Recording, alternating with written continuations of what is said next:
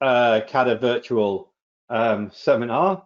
I hope everyone is doing well in these very sort of troubling times, and I'm very glad that so many people have signed up to come to this to seminar and to sort of still be part of what's going on within the wider CADA research community. I think, given the work that we do around aging and later life, it's the events that are taking place across the world are particularly salient for our research. And I think everything that we do and everyone that's part of the CADA group is hoping that we'll see a speedy resolution to this, and certainly that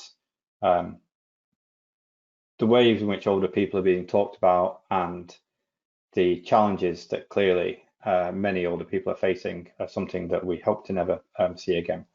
So with that rather somber start in mind, I would like to introduce you the speaker who is going to give us, I think, a very interesting and very different perspective, very historical perspective, and something that I'm quite excited about. I think quite a local perspective. I think she's going to be talking about someone who's certainly has connections with the South Wales and Swansea area. So if I can do this correctly, I'd like to introduce Sara, who's going to talk about how Victorian ideas shaped our understandings of aging later life. So I will go on mute and vanish from your screen and hand over to Sara. Is that okay? Sara, can you hear me okay? Brilliant. Yep, fantastic. Yep, I'll shout if I can't get the PowerPoint up, but if that doesn't happen, I'll keep going. So, okay. Thank you so much for inviting me to Swansea. I've got a particular interest in South Wales, as you can probably hear from my voice. My origins are from Porthcawl, but I'm delighted to be in Swansea, albeit virtually. And thank you for inviting me to talk about my doctoral research, which is into the visual representation of women's ageing in Victorian gerontology, literature and culture. Now, I'm not a scientist, but I'm very interested in the fact that you can read discourses of aging in a particular way across different areas. So with that in mind, I'm going to share with you some interesting ideas that my doctoral research has thrown up, and I would really genuinely welcome your thoughts on my findings as I look at three older female figures from Victorian literature and explain how the details of their visual aging aligns with Victorian medical theory.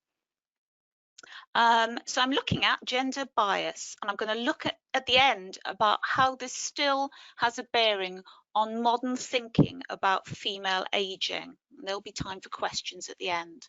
So I'm really hoping that when I press PowerPoint now, you'll be able to see my slideshow.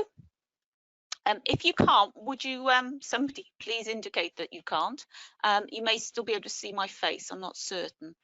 So I'm going to ask the question, how did Victorian gerontology shape modern attitudes to women's ageing? And there's my details on the bottom. Okay, and I'll tell you why we should blame the Victorians when it comes to women's ageing. Well, I started off my research with a vague suspicion that women were thought of as aging differently from men when I read novels that focused on the importance of youth if the heroine intended to get married. Victorian literature places great store on youthful appearance and actually doesn't always look at chronology. And there's a reason why your actual age is never truthfully your visual age in these novels. It's because Victorian society thought of aging as a kind of function or indeed a lack of function. And precise calendar years, as Roebuck argues, were never necessarily the way that you worked out how old somebody was. What you were looking through was the cultural processes of aging, reading the body and its symbolic practices and trying to work out the value of a aging body, something, as Martin's already alluded to, we are actually thinking about now within our own rather dreadful times. So what was the value of the body? And Victorian doctors were very keen to diagnose on the basis of what they could see from the outside, and there were certainly errors made in that. The marks, the creases and the colours that Victorian doctors interpreted considered an antithetical position with women's ageing. one of the first novels I investigated that you may or may not have read, and I'll be happy to talk about this. H. Rider Haggard, the novel She, written in 1886, has a beautiful heroine called Aisha, who has found the elixir of youth, and she's charming and deceitful. And as a result, when the elixir is reversed, we're allowed to see her shriveling in old age on the ground.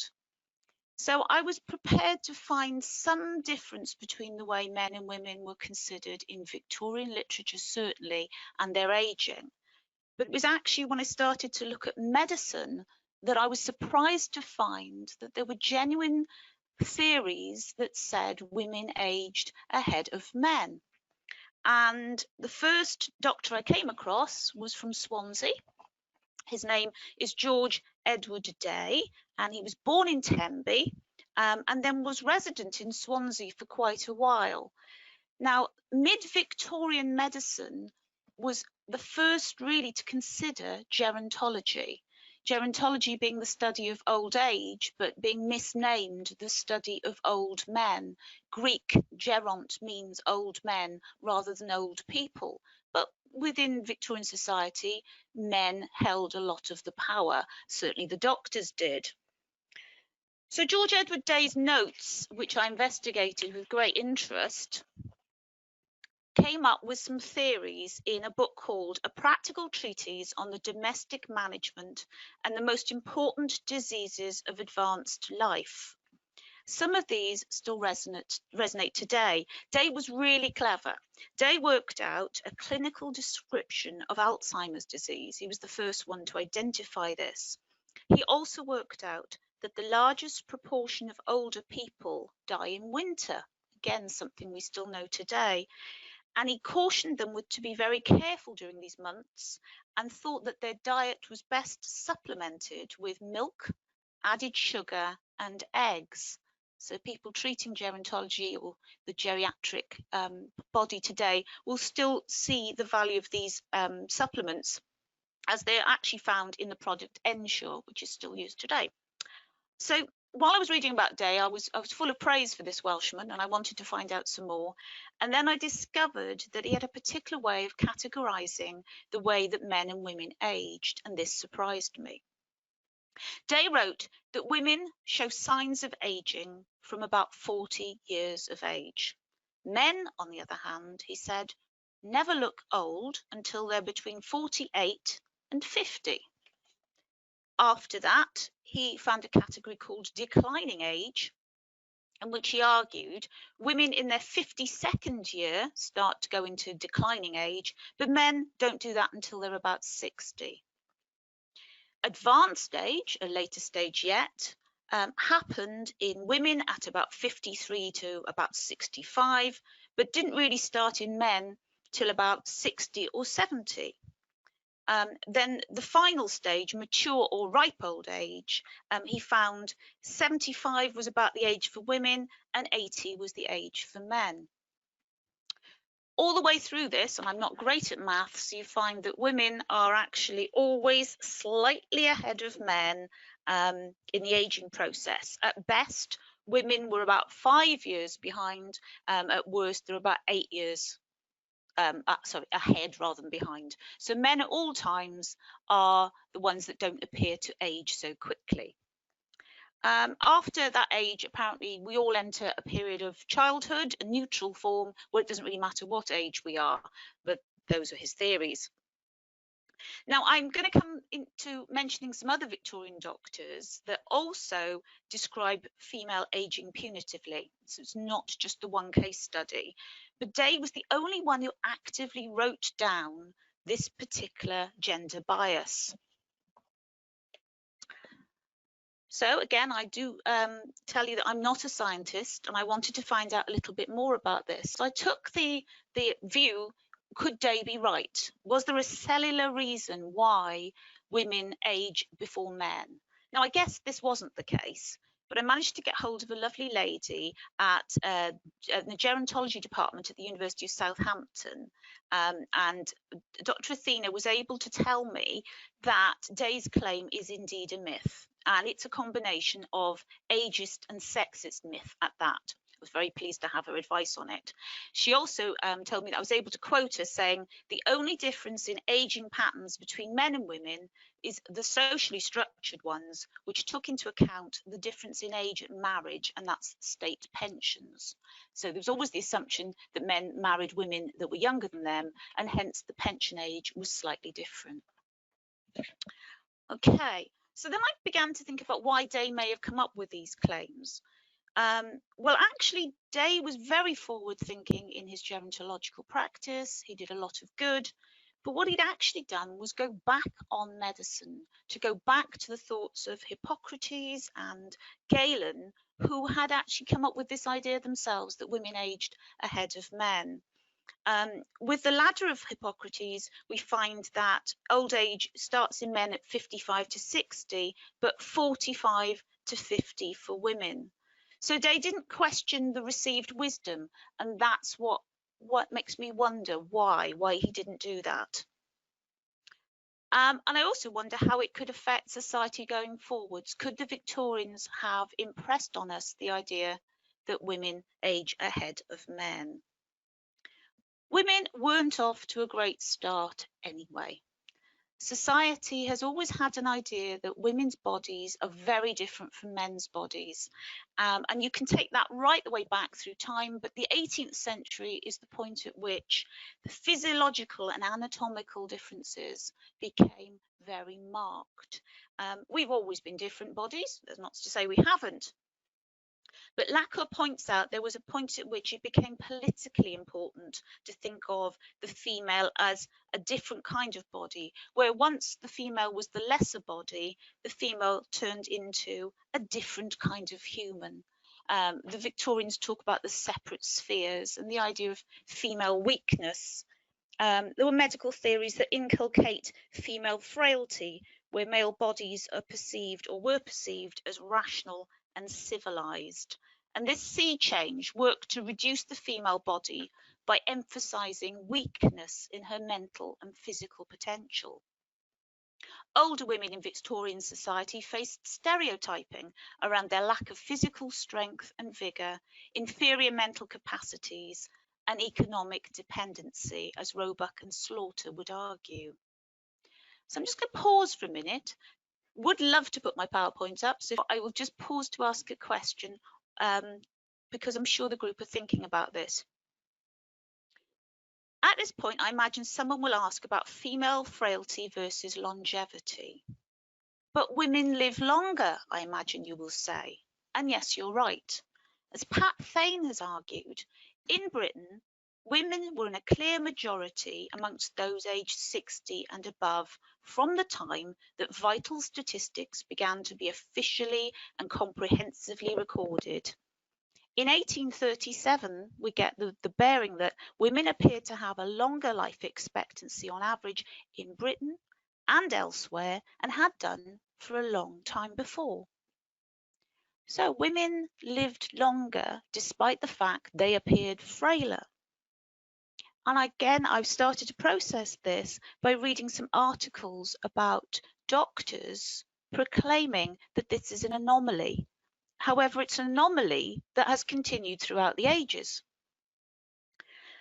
Two doctors wrote on this particularly, and one of them, Bennett, wrote an article in which he said that doctors were a short-lived race. They were intellectually important and they deserved to live longer. He wrote, "Why do we die prematurely?" in the Lancet in 1870. And Bennett's questions the loss of important men. He says doctors, and he includes Charles Dickens, who I'm going to come to in a little while. Why should they die in their 50s when they are so useful? Bennett's not on his own when he says this. Another doctor, Dr. Braxton Hicks, yes, he of the obstetrics claims, also summed up the difference between men and women as they aged. Braxton Hicks concluded that there's less value in a woman after she passes midlife, less value than a man. And his actual words are, a woman is less of the woman she was than a man is a man at the same time of life. So there you have it, ladies. we weren't worth as much. By inculcating biological inferiority, it's possible to infer reasons why women were thought to age faster and why they possibly were thought to need to die before men. It was just curious that they mostly failed to do so. And I stopped to pause and think about an idea that comes from another gerontologist, a French gerontologist, Jean-Martin Charcot, who says, at all times, men have striven to interpret pathological facts in accordance with the view of the physiology in vogue. In other words, things don't have to be true for them to be influential. Okay. So in spite of the disadvantages women have faced, as a group, they have always outlived men, and that might be part of the problem. If they look frailer, or at least they're told they look frailer, then they should die sooner. So I promised I'd link this to Victorian literature, which is where I come in. I'm a graduate of literature, and I'm very interested in how books are very influential. And you might think, well, how can you put the two together? Well, Victorian writers, Victorian doctors wrote in the same journals. They wrote alongside each other. They had the same kind of classical education, and they very much rubbed around together. Charles Dickens was present at things like autopsies, and when he died, there was an obituary written for him in the British Medical Journal. So he was somebody that was not a doctor, but very closely linked to doctors. My own research doesn't just look at Charles Dickens, I hasten to add. I read a range of Victorian texts, Victorian realism, Gothic, satirical books and journals. And I also read female writers as well as male writers, so that it's not just a simple, this is what men are telling us kind of discourse. But I'll just stop now and return to Victorian literature. And I'll start with Miss Havisham. For those of you who've read Great Expectations, you'll be very au fait with Miss Havisham. She's probably my best example of George Edward Day's ideas about aging. An aging recluse, she never leaves her darkened rooms and sits wearing a faded bridal dress, positioned among the realms and remains of her wedding feast. And when Pip sees her, the first thing he notices is the way that she's shriveled. The bride within the bridal dress had withered like the dress and like the flowers, and had no brightness left but the brightness of her sunken eyes. I saw that the dress had been put upon the rounded figure of a young woman, and that the figure upon which it now hung loose had shrunk to skin and bone. So Dickens is very much of the opinion that this woman's held on to the bridal dream too long, but he's also keen to show you the biological disintegration of a woman at her time of life. So what is her time of life? If you've read the book or you've seen the films, you may have a predisposition to thinking of her as a very old woman. Well, actually, Miss Havisham, if you do the maths in the book, is between 37 and 47. So clearly, Day had an idea of accelerating her age for dramatic effect. Now, that doesn't go without saying that bad people in novels are made to look old and ugly ahead of time, because that's part of a plot device. But it does resonate with the medical ideas of Day and the accelerating age, and also the idea of metaphors of dehydration, of being virtually deceased and dried up so young, of menopause as a form of death. And Aristotle and Pliny had frequently discussed this question of which sex grew older and died earlier. And it was hypothesized that the reason women died earlier in their thinking was because they lacked vital warmth and blood, and it allowed women to grow out and dry out sooner. So Miss Havisham is a dehydrated piece. Miss Havisham also has another problem. If you've read the book, you'll know she burns to death. She doesn't do that all by herself, I hasten to add. She does actually catch fire because she's somewhere near, oh, there's my PowerPoint, how lovely. She's somewhere near the actual fire that catches her. However, Miss Havisham is also associated with the dry heats of menopause that Edward Tilt, another Victorian doctor, had come up with. He worked out that if women were not in control of their heat, what about Tilt and the fact that Miss Havisham might actually be overheating through menopausal dry heats, flushes? And that's not to say that women actually ever catch fire because of the menopause, but the way that she's described sets her up for this combustion. So here's my beautiful quote, and thank you, Eve, for doing this. Miss Havisham sits corpse-like, the frillings and trimmings on her bridal dress looking like earthy paper. I knew nothing then of the discoveries which are occasionally made of bodies buried in ancient times, which fall to powder in the moment of being distinctly seen. But I've often thought since that she must have looked as if the admission of the natural light of the day would have struck her to dust. Miss Havisham then has all the bearings of a dead body. Aristotle had already pronounced that old age was like a living corpse, and here Dickens reflects the very word corpse. Ancient, foreign, and made of paper. The motifs of dehydration and disintegration enshroud Miss Havisham's skin and clothing. And the action of natural light on her body threatens to convert her directly to dust. It implies great age and frailty, and connects her to the Gothic and to the grave. And we've already said that she is between 37 and 47. She's ancient. So if Miss Havisham's dried out frame weren't enough to convince you that women went off quickly, what about Dickens' Mrs. Skewton? And now if you'd like to turn to Mrs. Skewton, that would be lovely. If you've read Dombey and Son, you'll realise that Mrs. Skewton is a grotesque femme fatale, or femme fatale, as according to Heath.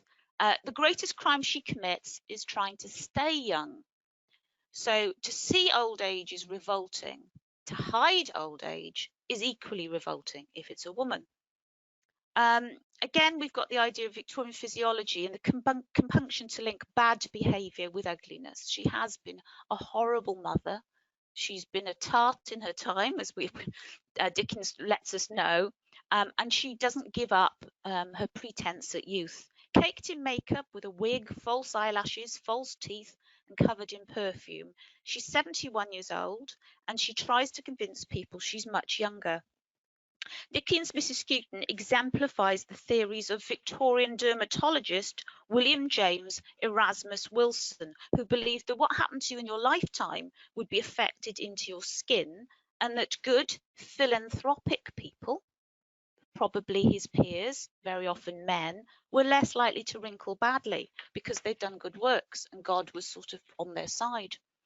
Drawing on the idea of choice, however, the lifetime of wickedness that Mrs. Skewton has lived helps her to arrive at a wrinkled face with shriveled skin. And this idea has been pervasive for centuries. It's built into literature and society. As Anthony Sinnott points out, beauty and ugliness are evaluated not as physical opposites, but as moral opposites. This stage in the novel, Mrs. Skewton takes off her makeup and gets ready for bed. And if we read the quote here, the painted object shriveled underneath her hand, the hand being the maid that helps her get ready for bed. The form collapsed, the hair dropped off, the arched dark eyebrows changed to scanty tufts of grey. The pale lips shrunk, the skin became cadaverous and loose. An old, worn, yellow, nodding woman with red eyes alone remained, huddled up like a slovenly bundle in a greasy flannel gown. So Miss Havisham's adherence to false beautification is one criticism, but when divested of her trappings, her status diminishes even further. Mrs. Skewton's nighttime ritual is used to reveal that the skin of the aging widow is inherently dirty and discoloured underneath her clothes. She's been washed for bed, she's still filthy underneath. The narration notes how without covering and corsetry, her true colours are revealed as cadaverous and loose, making her out as closer to death than to life. We also noticed the colour yellow. This is a colour that's also adhered to Miss Havisham. and yellow has got lots of connections. Yellow, as we know, if we've had the misfortune to see it, is the colour that people's hands, arms and feet become when they're cold and when the blood circulation slows down close to death. Yellow is the colour of dying. Mrs. Skewton is not just yellow as an approximation to death, however. In this case, the yellow has association with other older medical theories, theories which Victorian doctors and authors both employ. In classical medicine, Hippocrates and Galen also used colours like yellow to signify different types of personalities. And for Galen in particular, the bodily humour associated with yellowness was choleric. And choleric people were regarded as bad-humoured because of an excess of yellow bile in their bodies. By implication, yellow skin is synonymous with jaundice and with a jaundice outlook. And certainly Mrs. Skewton is that. Although Victorian doctors would have had a greater understanding of human anatomy than Galen did, there are still similarities in the way they used the yellow skin. Jaundice was thought to occur within the blood, and it was also supposed to affect a woman or a person's sensibility in their skin. In other words, if you were sensitive and kind, your skin was also sensitive and kind. We see that as a strange idea, but if you think about the way skin is described as callous, if a person's a callous person, or if they're hard-skinned, the two emotions are read through skin. Skin is a really good indicator of how we feel about people. But yellow is more than just a signifier of temper or bitterness, since yellow is the colour of ageing, especially of skin tissues that have lost their living suppleness. And the colour of many substances that we excrete from our body are yellow. And here's the list. Earwax, pus, urine, and even fecal matter can be thought of as yellow, according to Connor. So the coprolitic yellow skin, sorry about that, of old women, therefore, may be read as nothing more than a form of human waste, or if you like, as byproducts of life in need of removing from society. Okay, so far I've argued that the representation of aging women, their skin and their bodies, have connections with punitive Victorian medical theories that have themselves their origins in classical medicine. Rather than offering a progressive way of developing the practice of gerontological representation, women seem to be blamed for aging. They're blamed for failing to move on from youthful expectations. They're blamed for hiding behind makeup, and they're blamed for taking the makeup off. What then of women's weight? I must just tell you that my dissertation does carve up women's bodies according to different elements, and weight is another one of them. Well, if I could have my next lady, please. Flora Finching is a lovely example of weight. Now, she's in the novel Little Dorrit. What are women's weight? Well, George Edward Day and James Paget, another Victorian doctor, were happy to report that women got fatter as they aged. Day thought that this expansion led women to have a pleasant appearance, and he believed the older woman rather than the older man was more prone to weight gain in later life. Day reasoned the reason for this was because women lost sexual motivation and interest as they got older. This also helps a lot of Victorian novels and their plots, the idea that women past a certain age shouldn't be interested in sexual activity, but men are allowed to continue thinking that way. Day argued that men, in fact, didn't give up their sexual drive until they were virtually dead. And he says that's the reason why we see much more frequently old, fat women rather than men. Flora Finching is a representation of one of Dickens' past girlfriends that he was desperate to meet up with. And when he met Maria Beadnell, Dickens was disappointed to find out she'd got older and she'd got fatter. And so in Little Dorrit, you have Flora Finching as this slightly disappointing female that when Arthur Clement comes back to visit again, he cannot take up a romantic interest with her because she's gone off. Dr. James Paget, also writes about what happens when women get older. They get fatter, but for him that's not an improvement. They become pursy, short-winded, pot-bellied, pale and flabby. Their skin hangs not in wrinkles, but in rolls, and their voice, instead of rising towards childish treble, becomes gruff and husky. Paget even theorised that you didn't have to eat a lot to get fatter as you got older. He said it was an atrophy in ageing that allowed this weight gain. And he also said that the fat that went onto the women's bodies was not necessarily good fat. It was the kind of fat that you wouldn't want to see. And in his animalistic description of it, he says that the tissues are like bulk with imperfect texture. There's fat laid between and even within the muscular fibres. Fat that finds its way around the heart, the kidneys, and all the vessels, making the bones so greasy that no art can clean them.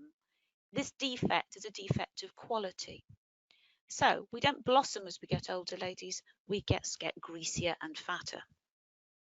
So Flora Finching is a lovely example of what happens when a man comes back to revisit a woman later in life and thinks that she won't have changed, but she has. Flora, always tall, had grown to be very broad too, and short of breath, but that was not much. Flora, whom he'd left as a lily, had become a peony, but that was not much. Flora, who had seemed enchanting in all she said and thought, was diffuse and silly. That was much. Flora, who'd been spoilt and artless long ago, was determined to be spoilt and artless now. That was a fatal blow. Clement seems to be saying it's the fact that Flora's silly in old age that has put him off. But if you think about it, the very first thing he comments on is how fat she's got. His criticism, that was not much, seems to be referring to the fact that she has got too much. She has got bigger. And if we look at the actual analogy he makes, she's gone from a lily, a slim white thing, to a peony. She's moved from a point of purity and slenderness to a rounder, pinker blossom with the image of much expanded petticoats. And this floral motif is used in Victorian literature a lot to talk about a woman's allure in her first bloom, now becomes to the point of blooming and busting. She's gone too far. And that is the fatal blow, which means that there's absolutely nothing she can do to now attract him. Clement, on the other hand, there's nothing mentioned about his aging, him getting any older, and Black has said he behaves like a perpetual teenager, but Flora has genuinely let herself go. But if you think that's unfair, thinking that women only get fat in old age, we only have to turn to our last Victorian doctor, Robert Knox, whose writing on anatomy suggested that elderly women are far too disturbing to draw. They present themselves as thin and degenerative and are actually frightful anatomical displays, exciting pity and horror. The veins swell, showing themselves everywhere. And I guess we only have to return once more to the skeletal frame of Miss Havisham to see the skin and bone of an elderly old lady. So Victorian doctors couldn't agree whether ladies got fatter or thinner, but they knew they were wrong whichever they did as they got a bit older. Now, I haven't forgotten my original claim. I intended to show you how Victorian gerontology helped to shape modern attitudes to women's ageing. The relationship that women have had with aging skin and changing bodies is not unique to the Victorians, I will argue. Even though we know that men and women age roughly at similar speeds, language and pictures around anti-aging treatments today suggest that women have far and away the most to worry about. A very quick online search will reveal a standard picture of a young woman scrutinizing her reflection and hastily applying cream to her face if you look at any beauty websites. The message is clear. It's about time and a race to stay ahead. Men do worry about aging too, we're told, but the advice that's packaged for them on such websites is framed as maintenance rather than emergency. How does this link then to the language and representation of women's aging today? Do we really believe that women wrinkle sooner? Do we scorn them for hiding the signs of aging and for not hiding the signs of aging equally? Do older women feel more concerned about gaining or losing weight as they age? We would hope not. We would hope for equality. However, as I've said, any website you go on to look at for anti-aging will lead with some shocking headlines. I found one today that says the age you should start using anti-aging skincare products is around 20 years of age. From my limited biological knowledge, we don't actually start to degenerate until we're 25. So we're thinking about anti-aging before we've aged. My actual thesis, the overarching argument, is that there's a rationale behind Victorian gerontology, literature and culture in this othering of women. It's a form of protection, albeit an unconscious one. If we think somebody else looks old, then we don't feel so bad about ourselves. We don't then see our own aging. Simone de Beauvoir makes the point that seeing deterioration in others seems to allow the viewer to stay remote from experiencing the same process. Culture allows women to inculcate this belief and to other older women too. So women do it to women. People have always been interested in the aging process and how to stop it, but it was only in the 19th century that aging was seriously studied. And that was largely because people were living longer and there were more old people to study. The mid-Victorian period saw the rise of gerontology, the study of aging, but it's left a legacy in the way that we think about women's aging today. And I'd very much like to finish on my final slide. So if you could go to the next one, please. Quote, on a website in 2015. So this is a very modern idea. There's an old adage, men age like a fine wine, while women age like a glass of milk.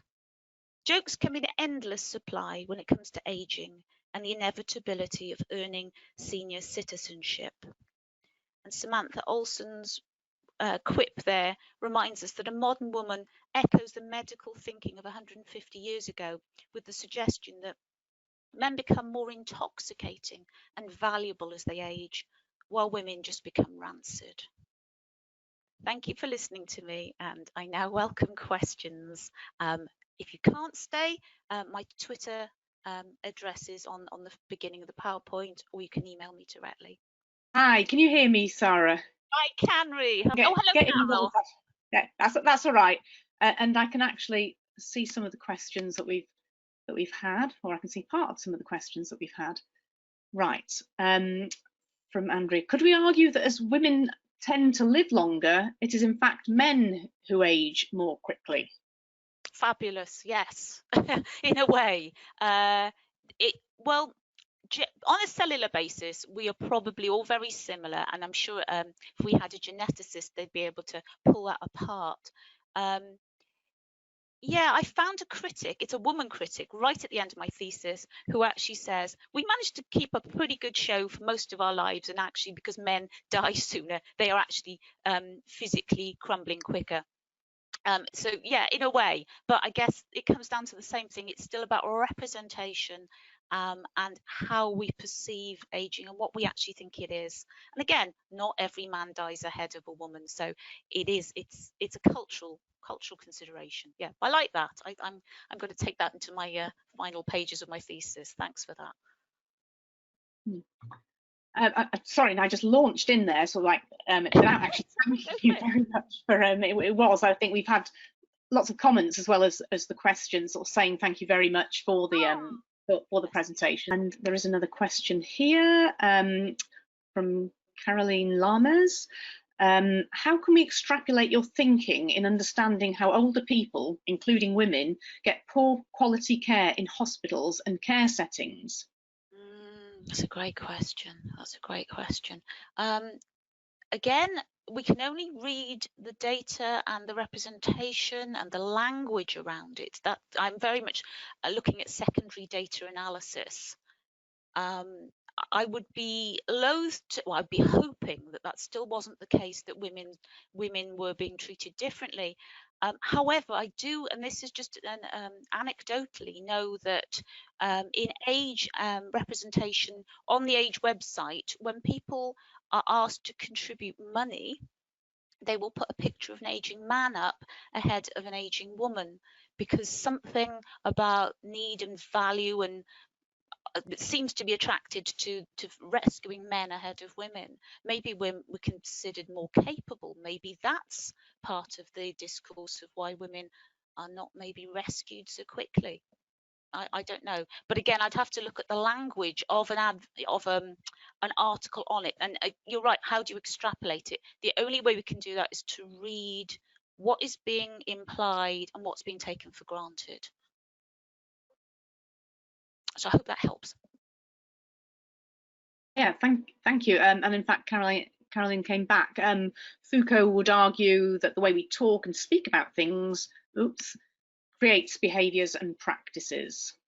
Absolutely, absolutely. I am looking at Foucault within my own research. And the idea of the medical gaze as well, the authority that's attached to the medical mind of the Victorian period, who would be saying that this is how we read aging. And of course, we don't all read aging the same way. And that hasn't changed yet. Excellent, thank you.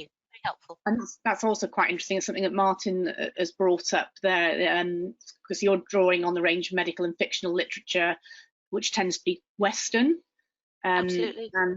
And so did you, by any chance, look at, see if there are similar representations of aging in non-Western literature or medicine? It's, again, we make the claims for having discovered gerontology, but that is a very Eurocentric and Anglo-centric way of looking at aging and funding and philanthropic funding. I am sure that there's probably another thesis in what goes beyond those parameters. Definitely, it was intended to be a snapshot of reading aging at that point and seeing if you could draw out modern British ways of looking at things. But yeah, I need another lifetime to probably take it further, I'll be honest. Yeah, that certainly that certainly sounds like the case, because in fact I've been working on some care home studies in India actually, and that's sort of looking at cultural representations embedded over time, and difficulties in shifting long held views, and the implications of that on aging and ageism. Yes, and returning to, sorry, you're saying. No, yeah, that was it. Just sort of some of the thoughts that I have, but why it seems to be worse for women than long-standing representations. Now I'm trying to see whether I can actually unmute Martin. I don't think Martin can. No, I can. Oh, you can. Oh, okay. Oh, okay. All right, brilliant. So I think that was the questions that we'd had sent in, as I say, other than lots of compliments about the presentation. Oh, thank you. Well, and actually there is another question that's just come in. A very interesting presentation. How about D.H. Lawrence? He crossed into the early 20th century. Yeah, again, I had to make decisions about what I could include in a time frame. I guess Queen Victoria and her own aging helped me set my parameters. So I kind of went from 1837 to about 1901.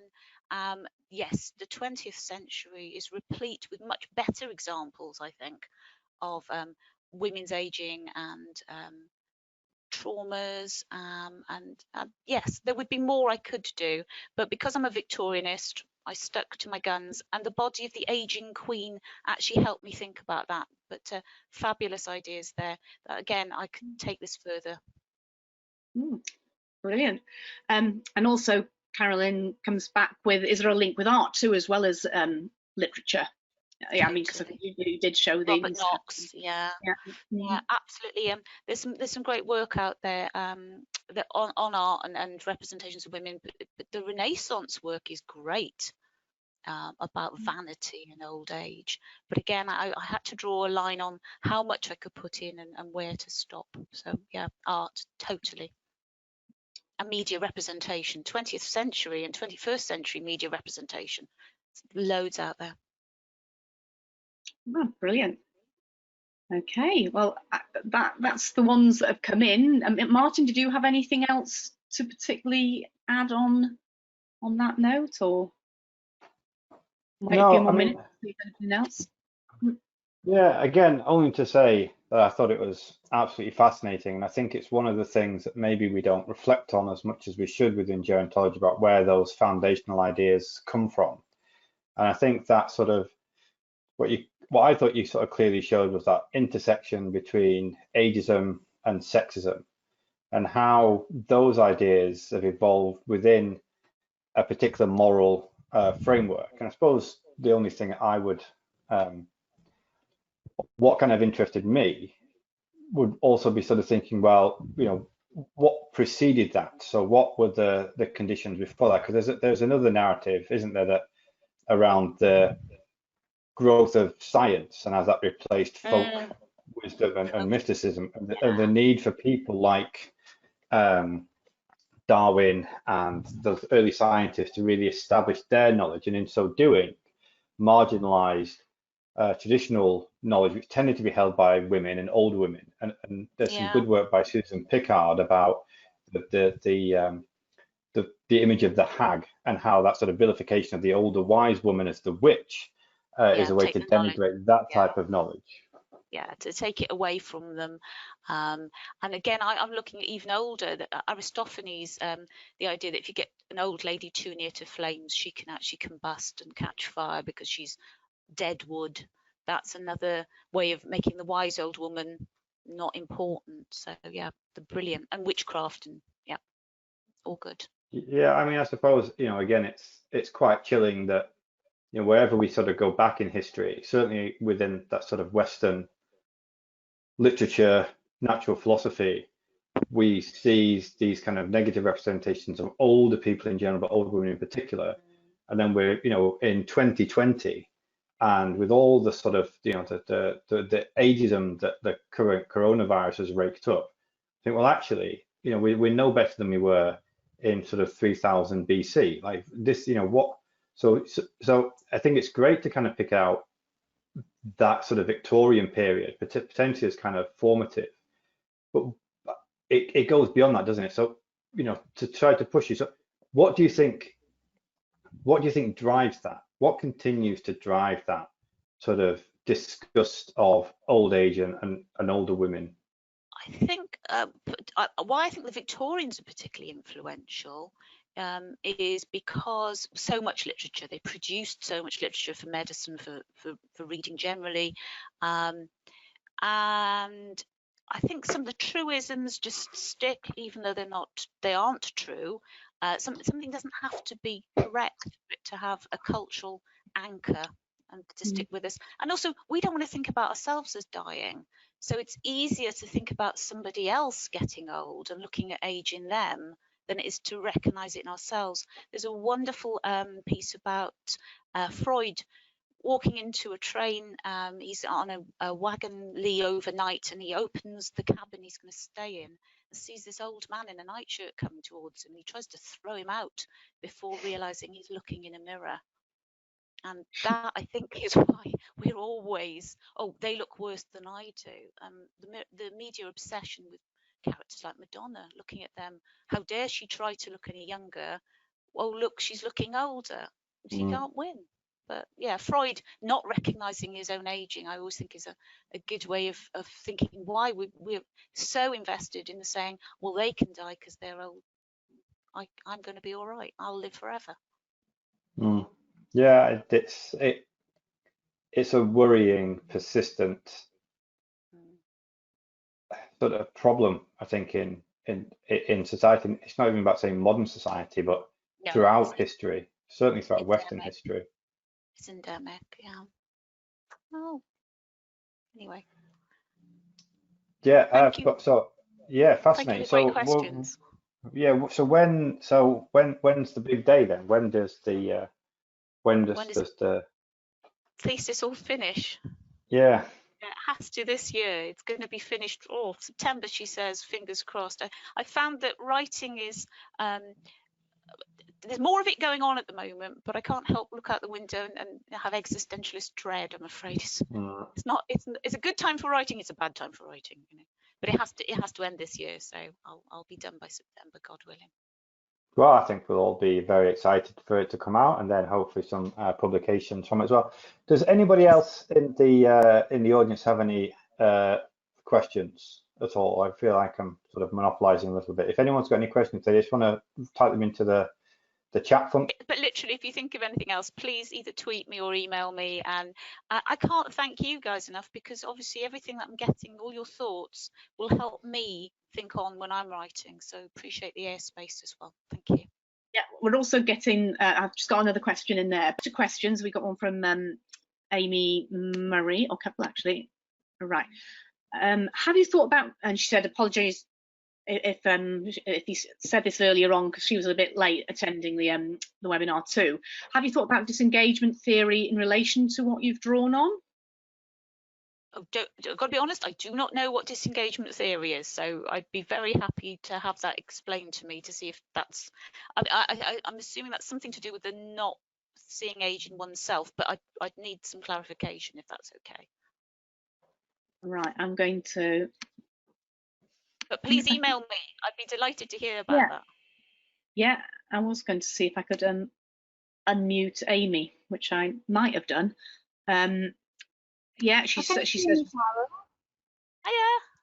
Hello. Can you... Am I there? Oh, good. Hello, Amy. Hello, Sara. Thank you so much for your talk. I really enjoyed it. Oh, bless you. Thank you. Disengagement theory, if you explain what it is, because I don't think it's something that I understand.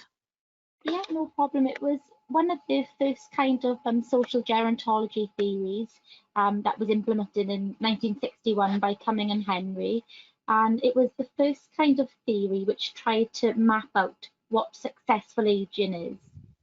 So the theory basically says, in a nutshell, the successful way for older people to age is through them disengaging from society and society mutually disengaging from them. So it's as if it's the image of an older person being cast off on an iceberg somewhere and basically waiting for death. That is what that first theory said. Yeah, and I was just interested thinking about what you were talking about, you know, looking at the images of like the older lady, and you talked about like haggard old women and how society views them as basically not offering anything anymore, and they are just in the corner, sitting there miserable, waiting for the end kind of thing. So I just thought, has that come into anything that you've done? And I think it's really interesting because I could see like a clear link there, you know, between that theory and what we're looking at. Well, that's brilliant, Amy. I was just thinking about, I have a little chapter on workhouses, and that would fit in with the disengagement theory, the idea that if you just lump them all together, these little old ladies will be better off and they can't do any damage. Because actually that's one of the criticisms of Miss Havisham and Mrs. Skewton particularly, is that they are dangerous and they play with other people's lives in the novels. So disengagement, I'm going to look that up. That could be really helpful. Thank you for that. Yeah, if you need to know anything, I wrote about some of that in my thesis. It was on giving up driving, so it's a different context. But there's some stuff in there about how that is seen as a later life transition and how that is kind of another step towards the end, basically, according to that theory, which has, of course, been challenged since. But definitely I would be happy to chat over that if you wanted to. I think that is really interesting what we just talked about. Yeah, no, thank you for that, Amy. Yeah, please be in contact. That'd be really good. Thank you. Brilliant. Thank you very much. You're welcome. Okay, and I think that seems to be it at the moment.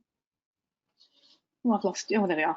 Sorry, I've got so many screens going on here. I keep losing things. Yeah, no, I wasn't. I didn't have anything particular else to add, and no more questions coming in at the moment. Lovely. Thanks very much, though. Anything else from you, Martin, or?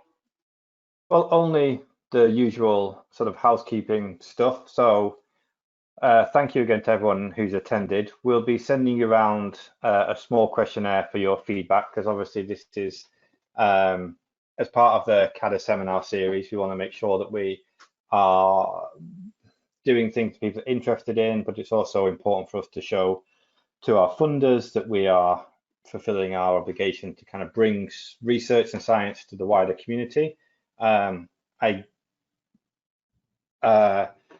can see though already from the comments that this was a very well received presentation. So I'm extremely grateful for Sarah for doing it.